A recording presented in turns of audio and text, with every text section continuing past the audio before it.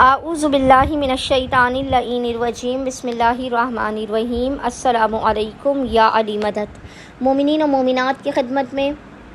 ماہ شوال کی 2 تاریخ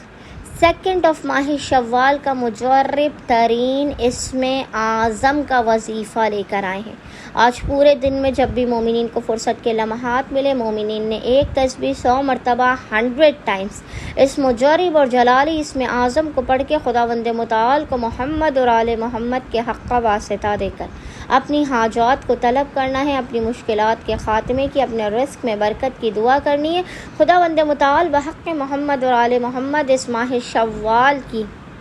خوشی کے صدقے میں،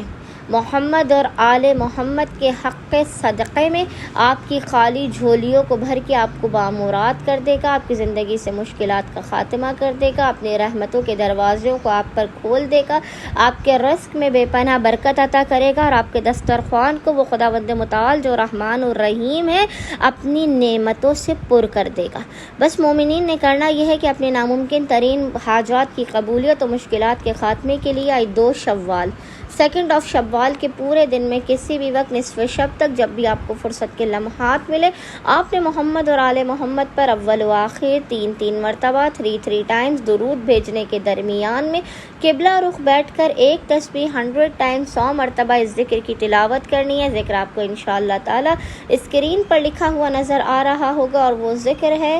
یا اللہ یا غفور یا رحیم،